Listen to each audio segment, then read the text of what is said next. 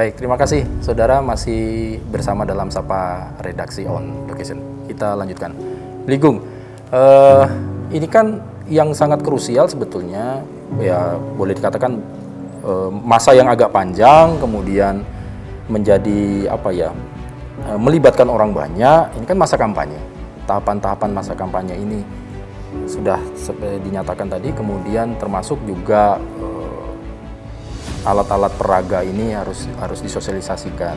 Nah, dengan keadaan COVID-19 ini, dengan ada protokol kesehatan, ada hal-hal baru atau hal-hal yang metode-metode yang harus diperhatikan? Ya, gimana, Bu? Jadi semestinya lah kita akan menyesuaikan dengan kondisi yang ada. Jadi memang di awal kita sudah mendesain sebenarnya KPU itu supaya pertama kalau memungkinkan itu tidak ada lagi kampanye rapat umum. Nah, kita sudah menyusun draftnya, KPU sudah menyusun draftnya untuk tidak ada rapat umum. Kemudian kita lebih banyak melakukan metode-metode daring dengan medsos, kemudian juga dengan mengurangi tatap muka langsung. Ya. Nah, itu sudah disusun dan akhirnya pada RDP dimunculkan kembali oleh teman-teman di DPR RI untuk tetap mengadakan rapat umum. Namun jumlahnya dibatasi. Saya sebenarnya sangat tidak berharap rapat umum itu ada sekali. Karena biasanya di masa yang tidak pandemi aja rapat umum itu dibuat dan dijadwalkan tapi nggak pernah dipakai. Oh gitu. Ya, karena sekarang itu kesibukan. Yang namanya rapat umum, kampanye rapat umum itu sebenarnya adalah buang-buang energi percuma. Kenapa? Mereka hanya memindahkan orang-orang yang sama ke tempat yang sama ke tempat yang berbeda. Ini ya benar ya. Jadi mereka sudah menyadari itu dan beberapa yang sudah kami pantau bahwa mereka tidak akan menggunakan rapat umum. Ya, mudah-mudahan aja tidak ada. Saya berharap semua tidak ada. Kita rubah dengan metode-metode lain, mungkin dengan daring dan pertemuan terbatas yang menurut PKPU itu hanya 50 orang maksimal. Kalau saya juga berharap, karena kalau kita tahu di masing-masing desa ataupun lurah itu paling kapasitasnya maksimal itu 100 gedungnya, ataupun di masing-masing di desa itu hanya 100 misalnya, ya paling enggak mestinya 25 aja lah gitu. Ya, kalau mau banyak daring aja di rumah masing-masing gitu. Ini kan juga ini. Bahkan saya sebenarnya sudah menawarkan kepada para kandidat, tolong jangan lagi bikin baliho, ya, spanduk, umbul-umbul itu jangan bikin lagi. Tetapi kenyataannya PKPU itu belum bisa berubah, padahal kami di Bali sudah mengusulkan supaya di dalam PKPU itu tidak hanya itu yang difasilitasi, tapi boleh memfasilitasi dalam bentuk lain. Nah, akhirnya beberapa yang saya amati itu mereka memang menghilangkan umbul-umbul. Rata-rata mengubah umbul-umbul itu tidak diadakan. Itu 20 krisis per kecamatan itu sudah nggak ada. Kita kurangi. Baik. Ya, apalagi kita mau ke green election, ya kan? Nah, umbul-umbul dikurangi, tapi baliho tetap saja. Ada yang tetap ngotot jumlahnya sesuai dengan PKPU, bahkan dia akan membuat lagi 200%-nya. Ini kan sudah ketinggalan zaman. Padahal saya sudah sampaikan bahwa orang yang tertarik melihat baliho itu hanya di bawah 5%. Datanya begitu ya? Iya, datanya begitu. Coba Bambang search di semua. Iya. Pasti di bawah. Tapi mungkin ada kekhawatiran, kan tidak semua masyarakat itu punya daring, Pak Ketua. Gimana, Bligung? Nenek katanya, nenek itu alasan mereka. Nenek nggak bisa lihat deh. Apa nggak punya anak? Nggak punya cucu? Nggak punya handphone? Bahkan satu keluarga itu bisa lebih dari jumlah keluarganya handphone ini. Kan bisa ditunjukkan.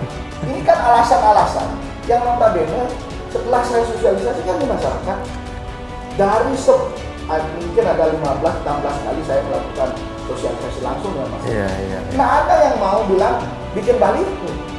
Senang sama baliho nggak ada. Masyarakat lo pemilih. Ya? Apakah kita mau mengikuti pemilih atau sendiri-sendiri? Kalau saya jadi kandidat ya saya ikut pemilih. Lebih baik saya difasilitasi oleh KPU buat film pendek. Siapa saya? Apa yang sudah saya lakukan untuk bangsa dan negara? Untuk dunia apalagi. Ya, apa yang kita lakukan? Udah itu. Misalnya KPU bikin SMS blast. Kalau mau melihat figur kandidat wali kota Denpasar, klik. Udah tinggal klik. Oh, saya ini bisa membedakan, di situ akan tahu daripada begini di pinggir jalan. Dan itu ya kalau juga nggak diterbangkan angin atau robek menjadi dirobek, kan ini juga mudaratnya lebih banyak. Lebih ada banyak, ya. manfaat yang ada. Jadi, Termasuk media elektronik lah ya, media cetak. ya, dan media cetak dan elektronik itu dilakukan 2 minggu sebelum Oh, oke. masa tenang. Ya, Masa tenang. ini memang kita fasilitasi juga berapa kali, berapa menit, berapa detik itu ada aturannya. Kita Baik. fasilitasi. Bahkan saya juga berharap saya dorong Denpasar, karena Denpasar katanya tidak bikin. Wah, ini saya senang sekali. Oh, Lalu kandidatnya udah bilang tidak Baliho. bikin. Tidak bikin baliho. Tambahan lagi, spanduk tambahan lagi. Bahkan yang hanya dia bikin adalah baliho doang. baliho saja. Spanduk nggak perlu. Hmm. Ya kami fasilitasi. Baik. Bahkan karena di Denpasar ada Videotron, kemudian ada yang Billboard besar, ya, billboard itu ya. Nah, Itu digunakan. Itu aman, tidak akan menimbulkan masalah.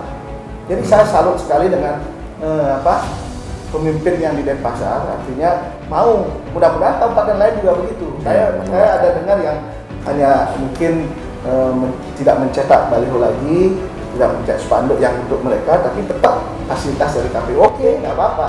Ini kan sudah ada upaya untuk mengurangi, walaupun tidak sedrastis yang mungkin saya inginkan, itu sudah mengurangi. Baik, Ya, baik, baik. jadi ini masalah-masalah besar yang akan muncul nanti adalah pada saat mereka melakukan Sosialisasi ya, sosialisasi kampanye. kampanyenya. Ya, kampanye ini saya berharap sekali lagi para kandidat itu selalu membatasi diri, ya, jangan lupa diri bahwa ini masa pandemi. Ya, Ya. ya. Ini yang penting nih. Tentu saya berharap di masa kampanye ini tidak ada lagi yang namanya money politik. Sudahlah, lupakan itu. Sekarang pada saat kampanye para kandidat sudah boleh bikin masker, skin face shield, kasih sanitizer, silakan saja. Bantu masyarakat dulu nih sekarang nih. Ya, dalam rangka apa? Kalau kampanye ini semua membagikan masker, kemudian membagikan face shield atau membagikan Sanitizer. maka kekhawatiran orang nanti di 9 Desember itu bisa kita kurangi. Dengan apa? Dengan semua sudah pakai masker dan semua menggunakan APD yang menjadi sebenarnya keinginan masing-masing orang. Baik. Nah, Bingung kalau terkait dengan debat calon ini bagaimana pelaksananya Ya, debat? kalau dewan calon kita akan selenggarakan Difasilitasi ya? ya kita fasilitasi dan itu akan diperbanyak. Dulunya rencana satu, tapi karena COVID begini ada bantuan dari pemerintah pusat, maka dana untuk COVID di APBD kita pakai untuk melakukan debat lebih banyak. Jadi rata-rata 3, paling sedikit 2. Baik. Ya, jadi nanti debat ini betul-betul akan menjadi ajang untuk mensosialisasikan diri, ya, supaya nanti mereka pun membuat materi-materi yang bagus. Kita akan desain. Masa kita di Bali yang sudah go internasional masih tetap hanya ada hanya kamera ke kamera, orang ke orang, tidak ada lagi model-model lain yang bisa ditampilkan di era digital begini. Saya akan coba untuk melakukan ini dan di situ yang diuji adalah bagaimana, salah satunya adalah materinya, bagaimana para kandidat ini mampu ya mensosialisasikan, menerapkan dan menerapkan perubahan terhadap masyarakat yang dalam masa pandemi ini. Ya.